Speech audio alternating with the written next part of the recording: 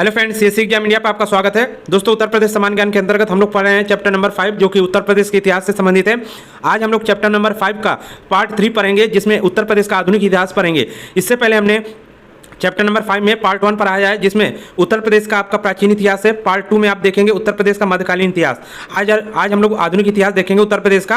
काफ़ी इंपॉर्टेंट ये चैप्टर है, क्योंकि यहाँ से क्वेश्चन आपके यूपी समान ज्ञान में काफ़ी ज़्यादा आते हैं। तो यहाँ पर चलिए दोस्तों शुरू करते हैं। तो ये देखिए 3 पार्टों में आपका कवर हुआ है, 2 पार्ट आपके समाप्त हो चुके हैं। ये तीसरा पार्ट आपका है उत्तर प्रदेश का आधुनिक इतिहास। तो उत्तर प्रदेश के आधुनिक इतिहास की बात करें तो जिस तरह आपका भारत का इतिहास जिसमें मिडिवल हिस्ट्री आपकी आती है, तो मुगल काल आप जब पढ़ते हैं तो मुगलों का जब पतन हो रहा होता है उसी समय वहां से मुगलों के पतन के बाद से ही आपका आधुनिक भारत की शुरुआत हो जाती है। तो यूपी के आधुनिक इतिहास की भी शुरुआत वहीं से हो जाती है। तो यहाँ पे देखिए, औरंगजेब की मृत्यु के साथ ही केंद्रीयकृत मुगल साम्राज्य का पतन शुरू हो गया, जिसके फलस्वरूप उत्तर प्रदेश में 5 स्वतंत्र राज्यों रुहेलखंड, फर्रुखाबाद का दोआब क्षेत्र और अवध का उदय हुआ। तो अवध आप लोग सभी लोग जानते होंगे, काफी इंपॉर्टेंट है। इसके अलावा 1856 में अवध के साम्राज्य जो 1856 में क्या हुआ कि अवध जो उस समय स्वतंत्र था। बाद में देखिए आप लोग सभी जानते हैं कि अंग्रेजों का शासन आता है। तो किस तरह यहाँ पर अंग्रेजों का शासन आया, और क्योंकि यहाँ पर हम यूपी के संदर्भ में सभी चीज़ें पढ़ेंगे, जिसमें मुख्य रूप से आपका देखिए जब 1857 की क्रांति होती है तो इसमें कौन से एरिया यूपी के यहाँ पर इसमें एक्टिव रहते हैं, कौन से यहाँ पर जो स्वतंत्रता सेनानी यहाँ पर रहते हैं भाग लेते हैं, और अंग्रेजों के कौन से जनरल यहाँ पर सेनापति जो होते हैं वो लोग इनसे युद्ध करते हैं। तो वो सब चीज़ें यहाँ पर देखेंगे। इसके अलावा जब राष्ट्रीय आंदोलन होता है स्वतंत्रता के लिए, तो उस समय यूपी का क्या यहाँ पर महत्व रहा है, क्या इसने रोल वहाँ पर यूपी का रहा है, सब हम लोग चीज़ें यूपी के संदर्भ में ही देखेंगे। तो यहाँ पे देखिए क्या होता है, बाद में देखिए क्या होता है, जब स्वतंत्र राज्य यहाँ पर हो जाते हैं मुगलों के पतन के बाद, तो आप सभी को पता हो कि अंग्रेजों का आगमन बहुत पहले आपका हो चुका था। तो अंग्रेजी शक्तियाँ यहाँ पर क्या हो जाती हैं, एक्टिव हो जाती हैं, अंग्रेजों का शासन हो जाता है। तो 1856 में क्या होता है कि अवध के साम्राज्य को क्या कर लिया गया, कुशासन यानी कुशासन का आरोप लगाकर उसको ब्रिटिश साम्राज्य में विलय कर लिया गया। इसको हम लोग अब यहाँ पर शॉर्ट में देख लेते हैं, बाकी और आगे यहाँ पर पढ़ेंगे इसके बारे में। तो यहाँ पे देखिए, इसके अलावा अंग्रेजों की नीतियों से शुद्ध होकर भारतीयों ने 1857 में प्रथम स्वतंत्रता संग्राम का सूत्रपात कर दिया। यानी बात की जाए स्वतंत्रता संग्राम की शुरुआत की तो 1857 की क्रांति के बाद से ही आपका व्यापक रूप यहाँ पर हो जाता है। यहाँ पर एक नींव डल जाती है, जिसका मुख्य केंद्र उत्तर प्रदेश में ही था। यानी कि क्योंकि मेरठ आपका मुख्य, यहाँ पर जब 1857 की क्रांति होती है मेरठ मुख्य केंद्र रहता है, वो यूपी के अंतर्गत ही आता है। तो ये आप ध्यान रखिएगा। नेक्स्ट यहाँ पर आप बात करते हैं, औरंगजेब की मृत्यु के उपरांत 50 वर्षों में कुल 8 मुगल शासक दिल्ली के गद्दी पर बैठे। 1757 ईस्वी तक वर्तमान उत्तर प्रदेश में 5 स्वतंत्र राज्य स्थापित हो चुके थे। क्योंकि देखिए क्या होता है कि मुगल का जब पतन होता है तो वहाँ पे कमजोर शासक आते हैं मुगलों के, और जब कमजोर शासक दिल्ली में शासन कर रहे होते हैं तो वहाँ पर क्या होता है कि धीरे धीरे जो आसपास के क्षेत्रीय राज्य होते हैं वो स्वतंत्र होने लगते हैं। तो उसी क्रम में आपका उत्तर प्रदेश के राज्य भी थे जो स्वतंत्र होने लगे थे। इसमें देखिए जिनका अलग अलग नाम यहाँ पर होता है, जैसे अवध स्वतंत्र हो गया था, तो वो सब चीज़ें हैं, उसको आगे देखेंगे। 1761 में क्या हुआ, तीसरा पानीपत का युद्ध होता है यहाँ पर अहमद शाह अब्दाली और मराठों के बीच। तो आप सभी को पता है यहाँ पर मराठों की हार हुई थी, जिसमें से 3 शक्तियाँ मराठ, जाट और राजपूत यहाँ पर क्या हो गए थे, हार गए थे। इसके बाद क्या होता है, बक्सर का युद्ध होता है। अब बक्सर का युद्ध किसके साथ होता है, अंग्रेजों के साथ। अंग्रेज और मुगल सत्ता इसमें मुख्य रूप से होती है। इसमें मुख्य रूप से क्या होता है, जो यहाँ पर अवध का नवाब सुजाउद्दौला होता है इसमें भाग लेता है। इसके अलावा बंगाल का नवाब मीर कासिम चला जाता है किसके पास, जो आपका मुगल उस समय का था शाह आलम द्वितीय, उसके पास जाता है और उससे सहायता मांगता है अंग्रेजों से लड़ने के लिए। तो उसमें 3 लोग आ जाते हैं आपके, अवध का नवाब हो गया, बंगाल का नवाब हो गया, और मुगल शासक जो था उस समय का राजा था यहाँ पर शाह आलम द्वितीय। तीनों के साथ युद्ध होता है बक्सर का युद्ध। बक्सर का युद्ध आपका 1764 ईस्वी में होता है। इसमें क्या होता है कि यहाँ पर ये जो शक्तियाँ थी, तीनों शक्तियाँ ये हार जाती हैं। कौन, अवध का नवाब हो गया, बंगाल का नवाब और जो शाह आलम द्वितीय था। तो उन लोगों को क्या अंग्रेजों के साथ संधि करनी पड़ती है, उन लोगों के साथ अंग्रेज संधि कर लेते हैं कि ये आपका रहेगा, ये सब रहेगा। शासन की थी वो आप इंडियन हिस्ट्री में अच्छे से वहाँ पर कवर किए हैं, उसको आप देख सकते हैं। तो वहाँ पर संधि हो जाती है। उसके बाद क्या होता है देखिए, 1773 ईस्वी में अंग्रेजों ने रुहेलखंड में मराठों को पराजित कर उन्हें दोआब से निषाद कर दिया। यानी मुख्य रूप से देखा जाए, जैसे जैसे हम आगे बढ़ते हैं आधुनिक भारत में, यहाँ पर अंग्रेजों की सत्ता स्थापित होती जाती है, और मुख्य रूप से यहाँ पर अंग्रेजों का शासन हो जाता है पूरे भारत पर देखा जाए तो उसमें उत्तर प्रदेश भी आपका आता है। तो यहाँ पर किस तरह होता है वही हम चीज़ें देखेंगे। 1774 में क्या होता है, अंग्रेजी सेनाओं ने रुहेल सरदार रहमत खान को शाहजहांपुर में पराजित कर रुहेलखंड को अवध के नवाब को सौंप दिया। यहाँ पर देखिए मुख्य रूप से यहाँ पर संधियाँ होती है। तो एक का संधि कर दूसरे से यहाँ पर कर लेते हैं, एरिया दे देते हैं, ये कर लेते हैं, उधर से उधर अंग्रेजों का मुख्य रूप से ये काम रहता है। और लास्ट में क्या करते हैं, जो भी वहाँ पर जो मजबूत था उसको भी हराकर अपने अंडर कर लेते हैं। तो यहाँ पर फिर क्या होता है, 1803 में लॉर्ड एलेक ने मराठों को पराजित कर अलीगढ़, दिल्ली तथा आगरा पर अधिकार कर लिया। 1856 में अवध को भी ब्रिटिश साम्राज्य में शामिल कर लिया गया। यहाँ पर देखिए 1856 में अवध को भी ब्रिटिश साम्राज्य में शामिल कर लिया गया। उसके बाद अब आपकी होती है 1857 की क्रांति। क्रांति किस कारण से होती है, अंग्रेजों का यहाँ पर अत्याचार जुल्म ज़्यादा ही बढ़ गया था, तो इस कारण से यहाँ पर क्रांति होना लाजमी था। और मुख्य रूप से इसके लिए एक चिंगारी की जरूरत थी, जो कि यहाँ पर मिलती है कहाँ पर, मेरठ में। तो यहाँ पर देखिए आगे इसको देखेंगे हम लोग। यहाँ पर देखिए 1857 क्रांति के बाद दिल्ली का क्षेत्र पंजाब को बरेली तथा मुरादाबाद के नवाब को दे दिया गया। उसके बाद क्या होता है, उस समय उत्तर प्रदेश को अवध एवं उत्तरी पश्चिम प्रदेश में विभाजित था, जो कि उत्तर प्रदेश उस समय उसको अवध एवं आगरा के नाम से जाना जाता था। तो उस समय क्या था, एक तरफ अवध था और दूसरी तरफ पश्चिमी उत्तर प्रदेश था, उत्तर प्रदेश पश्चिमी प्रदेश था। तो दोनों को मिला के क्रमशः अवध एवं आगरा पूरे यूपी को कहा जाता था। यूपी का नाम कैसे बदला है, क्या राजधानी है, इसकी चेंजमेंट हुई है, वो हमने पहले चैप्टर में आपको पढ़ा दिया है, उसको जरूर देखिएगा। तो यहाँ पर यूनाइटेड प्रोविंस इसका नाम रहता है, फिर उत्तर प्रदेश नाम आता है। तो किस तरह इसका पूरा नाम बदलता है वो सब चीज़ें हम पिछले वीडियो में बता चुके हैं। तो अवध एवं आगरा पुराने समय में इसको कहा जाता था, यानी अंग्रेजों के समय में। और उसका प्रशासन कौन देखता था, चीफ कमिश्नर या लेफ्टिनेंट गवर्नर होता था वहाँ का। नेक्स्ट यहाँ पे देखिए, अब यहाँ पर 1857 की क्रांति आपकी होती है। तो देखिए इस समय क्या होता है, मतलब इसके बारे में हम पढ़ेंगे 1857 की क्रांति में, क्योंकि यहाँ पर मुख्य रूप से एक आपका 1857 क्रांति आ जाती है आधुनिक भारत के अंतर्गत 1857 की क्रांति आती है, जो कि यूपी के संदर्भ में काफ़ी इंपॉर्टेंट है। तो क्योंकि हम लोग यूपी के संदर्भ में यहाँ पूरा आधुनिक इतिहास देख रहे हैं, तो इस कारण से हम लोग जो इंपॉर्टेंट है उसी को यहाँ पर पढ़ेंगे। पूरे का पूरा इतिहास, यानी कि पूरा का पूरा आधुनिक इतिहास, वो हम लोग इंडियन हिस्ट्री के चैप्टर में कवर कर लिए हैं। तो वहाँ पर वो वीडियो जरूर देखिएगा। तो यहाँ पे देखिए 1857 की क्रांति के बारे में यहाँ पर हम लोग जानते हैं। यहाँ पर आपने पूरा जान लिया कैसे क्या हुआ। उसके बाद अब 1857 की क्रांति में क्या चीजें रहती हैं उसको देखते हैं। तो इसका प्रारंभ कहाँ से होता है, मेरठ से होता है। यहाँ पर तीसरी देसी घुड़सवार सेना के चर्बीयुक्त कारतूसों का प्रयोग न करने के कारण अंग्रेजों ने 9 मई को सैनिकों की वर्दी उतारकर उन्हें जंजीरों में जकड़ दिया। यानी कि यहाँ पर कौन थे, जो सैनिक थे उन्होंने चर्बीयुक्त कारतूस इस्तेमाल करने से मना कर दिया। तो अंग्रेजों ने क्या किया, उन लोगों को यहाँ पर जकड़ दिया। उसके बाद क्या हुआ, भारतीयों की यहाँ पर भावना आहत हुई और उन्होंने क्या विद्रोह कर दिया यहाँ पर। तो 10 मई 1857 को ये डेट थी विद्रोह की मेरठ में। तो खुला विद्रोह पूरा हो गया। 11 मई 1857 को दिल्ली पर कब्जा कर लिया गया। 12 मई को अंतिम मुगल बादशाह, अब देखिए क्योंकि मुगल बादशाह की संधि हो गई थी सालम द्वितीय से, तो वहां पर क्या वो एक कठपुतली की तरफ से कार्य कर रहा था। लेकिन जब यहाँ पर अंतिम मुगल बादशाह जो था, ये इन लोगों के साथ क्या, ये लोग चले गए क्रांतिकारी, इन लोगों के साथ जाकर मिल गए मुगल बादशाह के साथ। तो मुगल बादशाह यहाँ पर थोड़ा मजबूत अपने आप को मानने लगा था और इन लोगों ने कहा कि आप हमारा नेतृत्व करिए। तो मुगल बादशाह बहादुर शाह सेकेंड यहाँ पर जो था, बहादुर शाह द्वितीय, ये यहाँ पर मान गया। तो यहाँ पर नेतृत्व करता बन गया कौन सा, जो उस समय के क्रांतिकारी थे जिन्होंने यहाँ पर क्रांति की थी 1857 की। तो उस समय का क्रांतिकारी नेता कौन बना था, मुगल बादशाह बहादुर शाह द्वितीय, इसको ध्यान रखिएगा। और जलसा नामक समिति ने पूरे दिल्ली का प्रशासन संभाल लिया। उसके बाद क्या हुआ, 5 जून 1857 को नाना साहब को कानपुर का पेशवा घोषित किया गया और अवध की बेगम हजरत महल ने अपने पुत्र बिजलिस कादिर को अवध का नवाब बना दिया। अब यहाँ पर यहाँ पर क्या हो गया, अवध का नवाब अभी यहाँ पर देखिए राज तो कर रहा था अवध का नवाब। तो अवध का नवाब यहाँ पर चेंज होते रहते थे। अंग्रेजों का शासन मतलब यहाँ पर था, लेकिन यहाँ पर कठपुतली के रूप में यहाँ पर सब चीज़ें हो रही थी।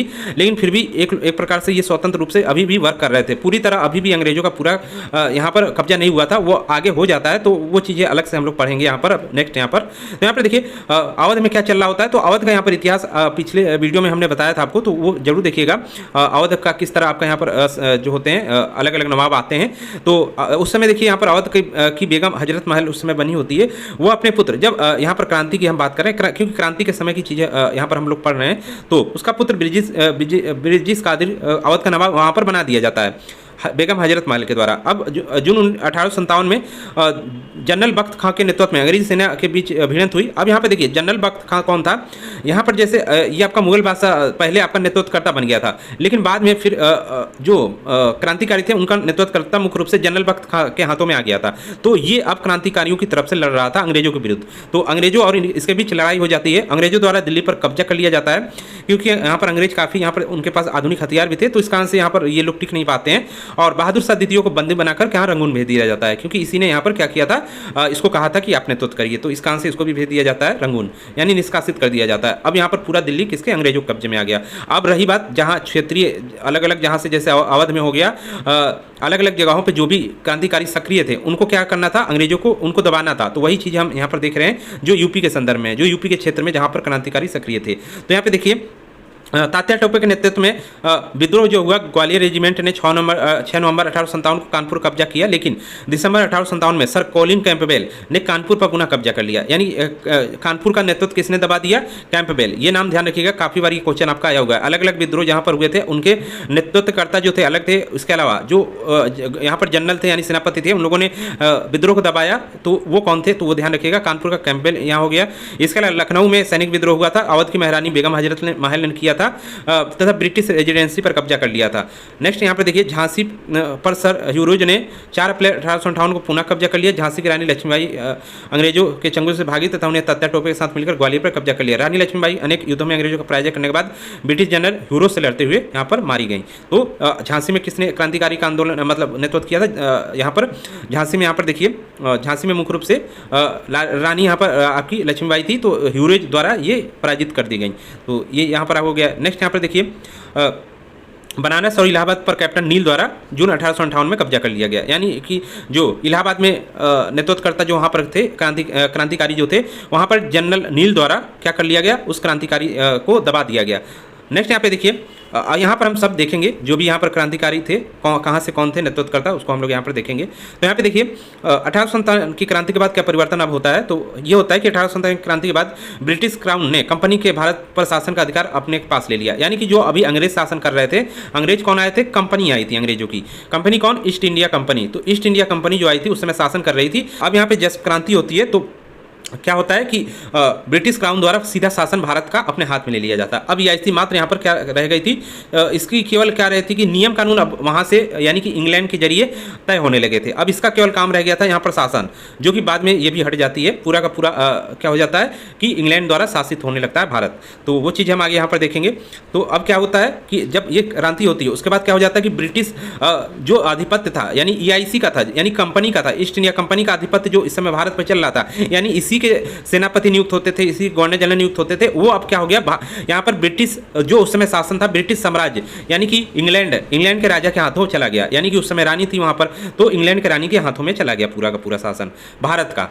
नेक्स्ट यहाँ पर देखिए, 1 नवंबर 1858 को इलाहाबाद में भव्य दरबार का आयोजन किया गया तथा लॉर्ड कैनिंग द्वारा ब्रिटिश महारानी की उद्घोषणाओं को पढ़ा गया। तो ये क्वेश्चन आपका कई बार आया है कि यहाँ पर जो आयोजन किया गया था पहली बार, वो कहाँ पर किया गया था?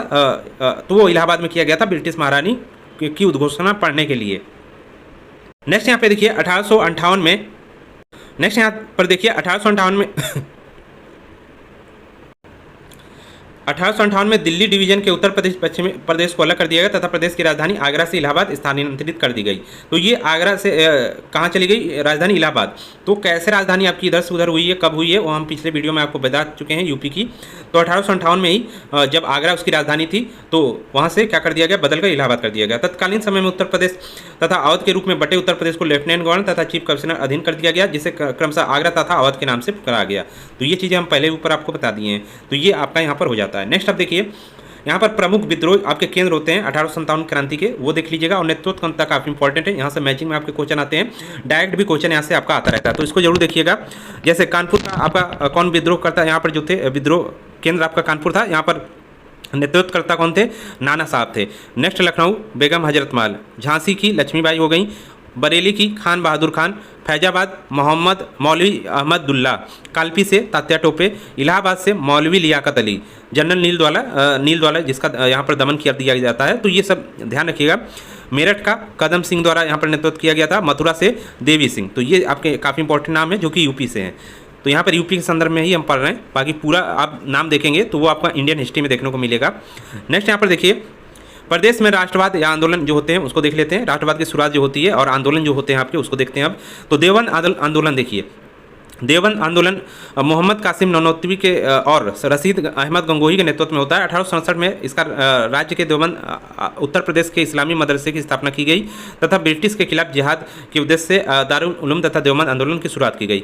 यानी इसकी शुरुआत किस लिए की गई थी? जो ब्रिटिश जो यहाँ पर आए थे, मुख्य रूप से यहाँ पर देखा जाए तो ब्रिटिशों ने क्या किया था? अंग्रेजी शिक्षा को यहाँ पर अनिवार्य कर दिया था, अंग्रेजी शिक्षा लागू कर दी थी भारत में। तो इन लोगों का क्या था कि मुसलमान अंग्रेजी शिक्षा ना पढ़े, ये इनका मुख्य रूप से था। इनका मानना था कि मुसलमान जो है मुख्य रूप से अपनी ही भाषा यहाँ पर सीखे, पूरी तरह ये रूढ़िवादी थे। यानी कि देवबंद आंदोलन के लोग रूढ़िवादी थे मुसलमानों की तरफ से। ये मुसलमानों को अंग्रेज शिक्षा देने के पक्ष में नहीं थे, लेकिन ये लोग क्या करते थे? कांग्रेस का सहयोग करते थे। और उसके बाद जो आपका ये अलीगढ़ आंदोलन होता है, यहाँ पर देखिए, जो कि सर सैयद अहमद खान के द्वारा होता है। ये क्या थे, ये अंग्रेजों के पक्षधर थे। ये यहाँ पर मुख्य रूप से देखा जाए तो अंग्रेजी शिक्षा के पक्ष में थे कि मुसलमान अंग्रेजी सीख सकते हैं, ये सब कर सकते हैं, जिससे उनका क्या होगा, उत्थान होगा। लेकिन देवबंद आंदोलन ने इसका विरोध किया। तो कभी भी क्वेश्चन आपका है कि अलीगढ़ आंदोलन का विरोध किसने किया, तो देवबंद आंदोलन ने विरोध किया था। और ये अलीगढ़ आंदोलन क्या कांग्रेस का क्या करती थी, विरोध करती थी, जबकि देवबंद आंदोलन कांग्रेस का क्या करती थी, स्वागत करती थी। यानी जब कांग्रेस का निर्माण हुआ, इसने स्वागत किया और इसने विरोध किया। ये चीज़ें दोनों में कॉमन जो है, अलग अलग चीज़ें हैं, उसको देख लीजिएगा और कौन सी कॉमन है वो देख लीजिएगा। यहाँ पर देखिए, मुख्य रूप से देखा जाए तो अलीगढ़ आंदोलन की शुरुआत सर सैयद अहमद खान ने 1864 में की थी और इन्होंने ही साइंटिफिक सोसाइटी की स्थापना की थी 1875 में अलीगढ़ में मुस्लिम एंग्लो ओरिएंटल कॉलेज की भी स्थापना की। नेक्स्ट यहाँ पे देखिए, साइंटिफिक सोसाइटी आपके 1864 में हो गई और 1875 में अलीगढ़ मुस्लिम एंग्लो ओरिएंटल कॉलेज। मुस्लिमों में आधुनिक शिक्षा के प्रसार से इन्होंने ये कॉलेज की स्थापना की थी। तो ये मुख्य रूप से ये आधुनिक शिक्षा देना चाहते थे, मुख्य रूप से अंग्रेजी में शिक्षा देना चाहते थे मुसलमानों को। लेकिन जो देवबंद आंदोलन था वो कहता था कि उर्दू में ही शिक्षा देनी चाहिए मुसलमानों को, ये सब था। इन्होंने तहजीब उल अलखात तथा राजभक्त मुसलमान नामक पत्रिकाएं निकाली। नेक्स्ट यहाँ पे देखिए, भारतेंदु हरिश्चंद्र उस समय थे जब आपका आंदोलन सब हो रहा था। तो यहाँ पर देखिए, अंग्रेजों का शासन चल रहा था, उसी समय की सब बातें हैं ये। वाराणसी से कवि वचन सुधा का इन्होंने प्रकाशन किया तथा हरिचंद मैगजीन का प्रकाशन किया। बालकृष्ण भट्ट ने हिंदी प्रदीप का 1870 में प्रकाशन किया। नेक्स्ट यहाँ पे देखिए, आर्य समाज की बात की जाए तो दयानंद सरस्वती ने 1875 में मुंबई में आर्य समाज की स्थापना की और धार्मिक तथा सामाजिक सुधार आंदोलन के साथ ही शिक्षा में अहम भूमिका निभाई। 1861 में श्री दयाल साहब ने आगरा में राधा स्वामी आंदोलन की शुरुआत की। इसके अलावा यहाँ पे देखिए, 1898 में एनी बेसेंट ने बनारस में सेंट्रल हिंदू कॉलेज की स्थापना की। यानी कि जो सेंट्रल हिंदू कॉलेज था, इसका ध्यान रखिएगा, उसकी स्थापना किसके द्वारा की गई थी, एनी बेसेंट के द्वारा, जो कि आगे क्या हो गया, यही BHU के नाम से जाना जाता है, यानी बनारस हिंदू विश्वविद्यालय, जो कि जिसका प्रयास किसने किया था कि ये बनारस हिंदू विश्वविद्यालय बन जाए, वो मालवीय यानी मदन मोहन मालवीय द्वारा 1916 में नाम क्या हो गया, बनारस हिंदू विश्वविद्यालय। तो ये काफ़ी इंपॉर्टेंट है, इसको ध्यान रखिएगा। नेक्स्ट यहाँ पे देखिए, स्वामी श्रद्धानंद ने और मुंशीराम लेखाराम द्वारा हरिद्वार में गुरुकुल कांग्रेस की स्थापना की गई। नेक्स्ट यहाँ पे देखिए, भारतीय राष्ट्रीय कांग्रेस के बारे में पढ़ते हैं। तो यहाँ पे देखिए, ये काफ़ी इंपॉर्टेंट हो जाता है, क्योंकि यहाँ पे मुख्य रूप से जो कांग्रेस का जो अधिवेशन हुए हैं, जो यूपी में हुए हैं, वो काफ़ी इंपॉर्टेंट है। तो यहाँ पे देखिए, स्वतंत्रता आंदोलन के प्रथम चरण की अपेक्षा द्वितीय चरण संगठित रूप से शुरू हुआ।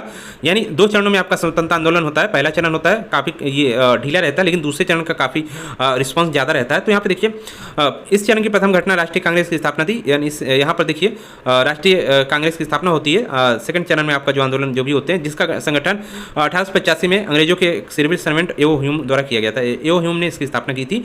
अब कांग्रेस के यहाँ पे 3 चरण आपके चलेंगे। पहला चरण जो होता है वो आपका यहाँ पर जाना जाता है नरम दल से, दूसरा चरण यहाँ पर जो होता है वो गरम दल के नाम से जाना जाता है या उग्रवादी दल, और तीसरा चरण जो आपका होता है वो गांधीवादी युग के नाम से जाना जाता है। यानी जब गांधी जी यहाँ पर लौट आते हैं अफ्रीका से, गांधी का आंदोलनों में क्या हो जाता है, एंट्री हो जाती है, तो तीसरा चरण वहाँ से माना जाता है।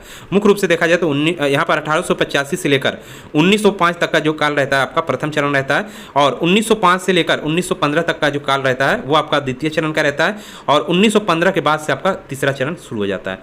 नेक्स्ट यहाँ पे देखिए, अब यहाँ पे देखिए, जो उत्तर प्रदेश में आंदोलन हुए हैं वो देख लेते हैं, काफ़ी इंपॉर्टेंट है। उत्तर प्रदेश में जो आंदोलन मतलब यहाँ पर कांग्रेस के जो अधिवेशन हुए हैं वो देख लेते हैं, काफ़ी इंपॉर्टेंट ये है। यहाँ से क्वेश्चन आपके यूपी जीके में जरूर बनेगा, यहाँ से यदि क्वेश्चन आता है तो 20 क्वेश्चन आपके जूनियर स्टैंडर्ड में आने हैं, तो यहाँ से काफ़ी इंपॉर्टेंट हो जाता है, इसको पढ़ना। तो देखिए, 1888 में पहला अधिवेशन जो यूपी में होता है वो आपका इलाहाबाद का होता है, जॉर्ज यूले की अध्यक्षता में होता है। नेक्स्ट यहाँ पर 1892 में WC बनर्जी की अध्यक्षता में होता है इलाहाबाद में। नेक्स्ट यहाँ पर 1899 में रमेश चंद्र दत्त के अध्यक्षता में होता है लखनऊ में, और 1905 में गोपाल कृष्ण गोखले की अध्यक्षता में वाराणसी में होता है। 1910 में विलियम बेडरवन के अध्यक्षता में इलाहाबाद में फिर होता है। 1926 में अंबिका चरण मजूमदार की यहाँ पर क्या यहाँ पर देखिए 1926 यहाँ पर नहीं होगा, यहाँ पर आपका 1916 होगा। यहाँ पर 1916 में आपका अंबिका चरण मजूमदार की अध्यक्षता में लखनऊ में होता है। यहाँ पर क्या होता है 1916 में, देखिए यहाँ पर कांग्रेस का क्या हो गया था, बंटवारा हो गया था 1907 में। आप सभी लोगों ने पढ़ा होगा 1906 में, यहाँ पर 1906 में ही आपका क्या हो गया था, इसमें फूट डल गई थी। 1907 का जो अधिवेशन था सूरत अधिवेशन, जिसको माना नहीं जाता, उसमें कांग्रेस में पूरा फूट डल गया, यानी कि जो नरम दल वाले गरम दल वाले बिल्कुल अलग हो गए थे। तो 1916 में यही क्या होता है, ये दोनों दल आपस में एक हो जाते हैं, और इसके साथ ही मुस्लिम लीग का भी यहाँ पर समझौता आपका होता है, तो वो अलग है, वो आप इंडियन हिस्ट्री में पढ़ेंगे कायदे से, वहाँ पर आपको पूरी चीज़ें बताई जा रही है। नेक्स्ट यहाँ पे देखिए, नेक्स्ट यहाँ पर आपका है अब 1925, 1910 हो गया, 1916 हो गया, यहाँ पर 1916 हो गया। उसके बाद 1925 में सरोजिनी नायडू की अध्यक्षता में कानपुर में आपका यहाँ पर यूपी में अधिवेशन होता है। अब यहाँ पे एक चीज़ इंपॉर्टेंट है, क्या चीज़, प्रथम महिला अध्यक्ष जो बनी थी वो सरोजिनी नायडू थी। कहाँ पर अधिवेशन हुआ था कांग्रेस का? कानपुर में। ईयर कौन सा है? 1925। 1925 से ध्यान रखिएगा, इसको काफ़ी इंपॉर्टेंट है ये। 1936 मेन यहाँ पर नेक्स्ट आपका आता है, जो कि जवाहरलाल नेहरू अध्यक्ष होते हैं और लखनऊ में अधिवेशन होता है। पार्लियामेंट बोर्ड की स्थापना इसमें होती है। ये जो इधर लिखे हैं इसको एक बार पढ़ लीजिएगा, ज़्यादा इंपॉर्टेंट है नहीं इसमें, एक आपका यही इंपॉर्टेंट था। और इसके अलावा जो यहाँ पर नरम दल गरम दल का एक होना और मुस्लिम लीग का समझौता होना, 1916 का अधिवेशन जो हुआ था वो इंपॉर्टेंट है। बाकी आप इसको PDF में पढ़ सकते हैं। इसके अलावा 1946 में JV कृपलानी की अध्यक्षता में मेरठ में अधिवेशन हुआ। तो ये आपके टोटल यहाँ पर देखिए 1 2 3 4 5 6 7 8 9 अधिवेशन यहाँ पर टोटल यूपी में हुए हैं। इनको कायदे से पूरा याद कर लीजिएगा, मुख्य रूप से इनके अध्यक्ष जो रहे हैं और कहाँ पर हुआ है, और उसके साथ ही कुछ पॉइंट यहाँ पर देख लीजिएगा जो इससे संबंधित है, तो काफ़ी इंपॉर्टेंट है। नेक्स्ट यहाँ पे देखिए, अब स्वतंत्रता आंदोलन की बात करते हैं तो कौन से आंदोलन होते हैं? पहला आपका यहाँ पर खिलाफत आंदोलन शुरू होता है। ये सब चीज़ें आपके क्या थर्ड जो आपका कांग्रेस का चरण होता है, क्योंकि फर्स्ट और सेकंड में ज़्यादा चीज़ें यूपी के संबंध में है नहीं तो उसको छोड़ देते हैं। थर्ड चरण में काफ़ी चीज़ें हैं तो वहाँ से स्टार्ट करते हैं। थर्ड चरण में गांधी जी की एंट्री हो चुकी थी। अब यहाँ से आपका थर्ड चरण जब कांग्रेस का चलता है यहाँ पर, तो कांग्रेस का द्वितीय चरण में क्या होता है, आंदोलन और तीव्र गति से होने लगते हैं। खिलाफत आंदोलन की बात की जाए तो 20 जून 1920 को इलाहाबाद में गांधी जी की अध्यक्षता में खिलाफत कमेटी की बैठक हुई, जिसमें खिलाफत आंदोलन के प्रस्ताव को पारित किया गया। 1924 में आंदोलन तुर्की की कमाल पाशा सरकार द्वारा खलीफा के पद को समाप्त करने के बाद समाप्त कर दिया गया। यानी कि यहाँ पर क्या कर दिया गया था, अंग्रेजों द्वारा खलीफा के पद को यहाँ पर कर दिया गया, खलीफा के पद को समाप्त किया गया, जिस कारण से ये आंदोलन शुरू हुआ था। उसके बाद क्या किया यहाँ पर, फाइनली यहाँ पर जो लास्ट में कमल पाशा आता है उसको अपनी तरफ से यहाँ पर खलीफा के पद को क्या कर देता है, समाप्त कर देता है। तो ये आंदोलन भी समाप्त हो जाता है। नेक्स्ट यहाँ पे देखिए, असहयोग आंदोलन की बात की जाए तो असहयोग आंदोलन 5 फरवरी 1922 को उत्तर प्रदेश के मशहूर चौरी चौरा कांड घटित हुआ। अब यहाँ पे देखिए, असहयोग आंदोलन शुरू होता है आपका। असहयोग आंदोलन कब शुरू होता है? गांधी जी द्वारा यहाँ पर असहयोग आंदोलन यहाँ पर शुरू किया जाता है, लेकिन ये इसकी समाप्ति कैसे होती है उसके बारे में यहाँ पर हम देखते हैं। तो 5 फरवरी 1922 को उत्तर प्रदेश में मशहूर चौरा चौरी कांड घटित होता है, जिसमें एक उग्र भीड़ ने चौरी चौरा गांव में गोरखपुर में स्थित है, जो कि उस पुलिस स्टेशन को जला दिया था यहाँ पर, जिससे आहत होकर गांधी जी ने 12 फरवरी 1922 को असहयोग आंदोलन को वापस ले लिया। तो यहाँ पर मुख्य रूप से यहाँ से क्वेश्चन आपका यही आता है कि असहयोग आंदोलन को वापस लेने का क्या कारण था? तो उसका मुख्य रूप से कारण था जो चौरी चौरा यहाँ पर कांड हुआ था वही। 1921-22 में चले असहयोग का प्रभाव उत्तर प्रदेश के गांवों तक फैल गया। सरकारी स्कूलों, कॉलेजों, उत्सव, या इसमें मुख्य रूप से अशोक आंदोलन क्या था, समाप्ति तो आपने देख ली, लेकिन अशोक आंदोलन के अंतर्गत क्या किया गया था, यहाँ पर मुख्य रूप से विदेशी वस्तुओं का बहिष्कार किया गया था। तो ये इसमें मुख्य रूप से है, ये इंडियन हिस्ट्री में आप इसको डिटेल रूप से देखेंगे। नेक्स्ट यहाँ पे देखिए, स्वराज पार्टी का यहाँ पर नेक्स्ट गठन होता है। तो स्वराज पार्टी के बारे में थोड़ा देख लेते हैं, यूपी के संदर्भ में यहाँ पर क्या हुआ था। तो अशोक आंदोलन आपका वापस हो गया। उससे सबसे ज़्यादा दुख किसको हुआ? स्वराज पार्टी में उस समय कौन थे आपके? मोतीलाल नेहरू, और यहाँ पर थे चित्तरंजन दास। इनको दुख होता है तो ये लोग क्या करते हैं, अलग से अपनी पार्टी बनाते हैं 1923 में, जिसको स्वराज पार्टी के नाम से जाना जाता है। इलाहाबाद में स्वराज पार्टी की स्थापना ये लोग करते हैं, और इसके अन्य भी सदस्य बनते हैं, विठल भाई पटेल मालवीय जी और ये सब। इसके अलावा 1923 के विधान परिषद में चुनाव में ये लोग भाग भी लेते हैं। तो ये स्वराज पार्टी का काम होता है। मुख्य रूप से देखा जाए यहाँ से क्वेश्चन जो आपका आएगा, इसकी स्थापना किसने की थी? चित्तरंजन दास और मोतीलाल नेहरू ने। कब की थी? तो ये आपका वर्ष हो जाएगा 1923 में। कहाँ पर की थी? इलाहाबाद में। तो ये क्वेश्चन आपके आते हैं। नेक्स्ट यहाँ पे देखिए, 16 जून 1925 के में चित्तरंजन दास की मृत्यु हो जाती है। मालवीय जी ने लाला लाजपत राय के साथ मिलकर स्वतंत्र कांग्रेस पार्टी के नाम से पार्टी बनाई। ये आपकी एक पॉइंट यहाँ पर है। नेक्स्ट यहाँ पे देखिए, सविनय अवज्ञा आंदोलन। सविनय अवज्ञा आंदोलन के अंतर्गत क्या होता है? इस आंदोलन की शुरुआत 6 अप्रैल 1930 को हुई, जब गांधी जी ने 78 सत्याग्रहियों के साथ दांडी यात्रा शुरू की।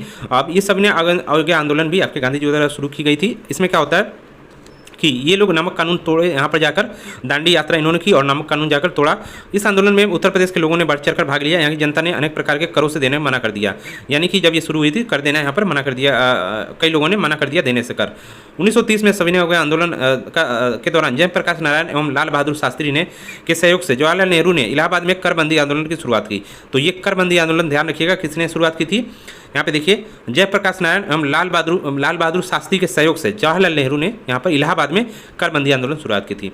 इसके अलावा यहाँ पे देखिए, नेहरू जी ने दिसंबर 1931 में नेहरू जी को गिरफ्तार कर लिया गया, और 5 मार्च 1931 को गांधी इरविन समझौते के बाद आंदोलन को स्थगित कर दिया गया। यानी कि ये सविनय अवज्ञा आंदोलन कब स्थगित किया गया?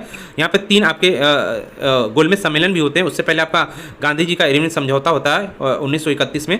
तो जब ये समझौता हो जाता है तो आपका ये जो सविनय अवज्ञा आंदोलन था इसको स्थगित कर दिया जाता है, यानी रोक दिया जाता है। नेक्स्ट यहाँ पे देखिए क्रांतिकारी आंदोलन। तो क्रांतिकारी आंदोलन आपका बात की जाए तो 1924 में कानपुर में हिंदुस्तान रिपब्लिकन एसोसिएशन की स्थापना की गई और इसके सेनापति चंद्रशेखर आजाद थे। इसका मुख्यालय आगरा था। तो मुख्य रूप से ये ध्यान रखिएगा मुख्यालय कहाँ पर था। प्रदेश के सचिंद्रनाथ सान्याल, रामप्रसाद बिस्मिल आदि इसके सदस्य थे। 1928 में एसोसिएशन का दिल्ली फिरोजशाह कोटला में एक सम्मेलन हुआ जिसका नाम बदलकर हिंदुस्तान सोशल रिपब्लिकन एसोसिएशन कर दिया गया, यानी इसका नाम बदल दिया गया हिंदुस्तान रिपब्लिकन एसोसिएशन की। तो ये नाम इसका हो गया। इसके अलावा यहाँ पे देखिए इस एसोसिएशन के सदस्यों ने 9 अगस्त 1925 को लखनऊ के निकट काकोरी ट्रेन में सरकारी खजाना लूट लिया, यानी काकोरी ट्रेन षड्यंत्र यहाँ पर होता है इनके सदस्यों द्वारा। इस घटना को काकोरी कांड के नाम से जाना जाता है। काकोरी कांड में रामप्रसाद बिस्मिल, असफुल्ला खान तथा रोशन सिंह को फांसी की सजा दी गई। इस कांड में क्रांतिकारियों की तरफ से चंद्रभान गुप्ता ने मुकदमा लड़ा था। 8 अप्रैल 1929 को उत्तर प्रदेश के शिव वर्मा तथा राजीवदेव कपूर के सहयोग से भगत सिंह बटुकेश्वर दत्त ने केंद्रीय विधानसभा यानी सेंट्रल असेंबली में बम फेंका। यह बम क्रांतिकारियों द्वारा सहारनपुर में स्थापित बम फैक्ट्री में बनाया गया था। तो यहाँ पर देखिए बाद में क्या होता है कि यहाँ पर भगत सिंह और बटुकेश्वर दत्त द्वारा यहाँ पर केंद्रीय असेंबली में बम फेंका जाता है और इनको भी यहाँ पर क्या कर दिया जाता है, गिरफ्तार कर लिया जाता है। नेक्स्ट यहाँ पे देखिए 27 फरवरी 1931 को इलाहाबाद के अल्फ्रेड पार्क में पुलिस के मुठभेड़ के दौरान चंद्रशेखर आजाद भी यहाँ पर शहीद हो गए थे। तो ये सब पूरी की पूरी हिस्ट्री आपको मॉडर्न हिस्ट्री के अंतर्गत इंडियन हिस्ट्री में पढ़ने को मिलेगी। यहाँ पर यूपी के संदर्भ में जो इंपॉर्टेंट है उसको हमने यहाँ पर लिख दिया है। यहाँ पर पढ़कर आप आसानी से इसकी जानकारी ले सकते हैं। नेक्स्ट यहाँ पे देखिए किसान आंदोलन यहाँ पर इंपॉर्टेंट है, थोड़ा देख लेते हैं। अवध क्षेत्र में स्वतंत्र किसानों के जमींदारों और तहसीलदारों के शोषण के विरुद्ध संगठित करने का प्रयास होम रूल लिख के करके ने किया। 1918 में गौरी शंकर मिश्र, इंद्रायण द्विवेदी तथा मालवीय जी के प्रयासों से उत्तर प्रदेश किसान सभा का गठन किया गया। उत्तर प्रदेश किसान सभा को शक्तिशाली बनाने में बाबा रामचंद्र, झिंगरीपाल सिंह तथा दूरपाल सिंह की अहम भूमिका थी। बाबा रामचंद्र ने 17 अक्टूबर 1920 को प्रतापगढ़ में अवध किसान सभा का गठन किया जिसमें गौरी शंकर मिश्र, जवाहरलाल नेहरू, माता बदल पांडे, देवनारायण पांडे और केदारनाथ पांडे अहम भूमिका थी। 20 से 24 दिसंबर 1920 को अवध किसान सभा की अयोध्या में एक विशाल रैली हुई। माधारी पासी नामक किसान के नेतृत्व में उत्तर प्रदेश के क्षेत्रों में जो आपके ये क्षेत्र हैं इसमें आंदोलन एक आंदोलन चलाया गया। एक आंदोलन किसने चलाया था? माधारी पासी। ध्यान रखिएगा ये काफ़ी इंपॉर्टेंट है यहाँ पर। नेक्स्ट यहाँ पर किसान आंदोलन की मुख्य शिकायतें लगान में बढ़ोतरी तरफ के रूप में लगान वसूलने की प्रथा को लेकर थी। यानी यहाँ पर जो आंदोलन का मुख्य कारण क्या था, यहाँ पर लगान बढ़ा दी गई थी। यहाँ पर वो था किसानों ने एक आंदोलन के मुख्य अंतर यह था, देखिए किसान आंदोलन ऊपर आपका हुआ था और ये एक आंदोलन हुआ था। अंतर ये था कि किसान आंदोलन मूलतः किसानों का आंदोलन था जबकि इसमें जमींदार नहीं थे। एक आंदोलन में क्या थे, छोटे मोटे जमींदार भी शामिल थे।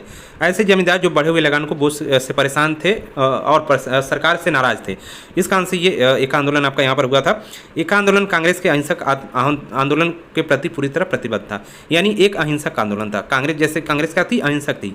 नेक्स्ट यहाँ पे देखिए जो आंदोलन हुए किसान आंदोलन उत्तर प्रदेश किसान सभा की बात करें तो यहाँ पर 1918 में हुआ, गौरी शंकर मिश्र। और ये नाम ध्यान रखिएगा क्योंकि ये ऑप्शन में आपके आते हैं और इनमें से कौन नहीं था इस तरह पूछता है कि मान लीजिए उत्तर प्रदेश किसान सभा के संस्थापकों में कौन शामिल नहीं था तो आपका इन 3 नामों के अलावा एक नाम जो होगा वो अलग हो जाएगा। अवध किसान सभा की बात करें, प्रतापगढ़ में स्थापना 1920 में आंदोलन हुआ था बाबा रामचंद्र के नेतृत्व में, यह इसके संस्थापक थे। एक आंदोलन की शुरुआत 1921 में हुई थी माधारी पासी द्वारा और लगान वृद्धि को लेकर। अखिल भारतीय किसान सभा की स्थापना 1936 में हुई थी स्वामी सहजानंद एवं NG रंगा द्वारा। इंदुलाल भी इसमें शामिल थे, लखनऊ में हुई थी। नेक्स्ट यहाँ पे देखिए 1937 का प्रांतीय मंत्रिमंडल जब बनता है लास्ट में तो 1935 के अंतर्गत 1937 में प्रांतीय विधानसभाओं में चुनाव संयुक्त प्रांत उत्तर प्रदेश में कांग्रेस को बहुमत मिली और इसमें तथा प्रांतों में कांग्रेस की सरकार बनी। पंडित गोविंद वल्लभ पंत प्रांत के प्रथम प्रधानमंत्री जो उस समय उप मुख्यमंत्री, यहाँ पर देखिए जो वहाँ पर मुख्यमंत्री होता था प्रदेशों का उस समय प्रधानमंत्री कहलाता था। तो प्रदेश का यानी कि उत्तर प्रदेश का पहला मुख्यमंत्री जो था कौन बना था? पंडित गोविंद वल्लभ पंत। तो ये नाम ध्यान रखिएगा, पहले ये सब चीज़ें हम बता चुके हैं। यहाँ पर आपका भारत छोड़ो आंदोलन स्टार्ट होता है। तो भारत छोड़ो आंदोलन जब 1942 में स्टार्ट होता है तो सभी को पता होगा गांधी जी को पुणे के आगा खां महल में जवाहरलाल नेहरू ने को इलाहाबाद की नैनी जेल में बंद कर रख दिया गया था, यहाँ पर बंदी बना लिया गया था। जैसे आपका भारत छोड़ो आंदोलन स्टार्ट होता है उसके कुछ दिनों बाद उसके बाद यहाँ पर देखिए इसी आंदोलन क्रम में 16 अगस्त 1942 को आंदोलनकारियों ने धावा बोलकर कैदियों को छुड़ा लिया और सरकारी अधिकारियों को बंदी बना लिया और तथा कांग्रेस के स्थानीय नेता जो चित्तू पांडे थे इन्होंने बलिया में अस्थायी सरकार का गठन कर लिया। लास्ट में ये अस्थायी सरकार को क्या कर दिया जाता है, निरस्त कर दिया जाता है। और धीरे धीरे जब आप आगे बढ़ते हैं तो आपका क्या होता है कि स्वतंत्रता आपको मिलती है 1947 में जाकर। तो वो चीज़ें आप इंडियन हिस्ट्री में काफ़ी अच्छे से वहाँ पर कवर किया गया है, तो उसको जरूर देखिएगा वीडियो में। इस वीडियो में इतना ही था यूपी से संबंधित दोस्तों। इसके साथ ही चैनल को जरूर सब्सक्राइब कर लीजिएगा और टेलीग्राम चैनल ज्वाइन कर लीजिएगा, लिंक डिस्क्रिप्शन बॉक्स में है। PDF आपको वहाँ मिलता रहेगा जिससे आपको अधिक से अधिक यहाँ पर चीज़ें पढ़ने को मिल जाए।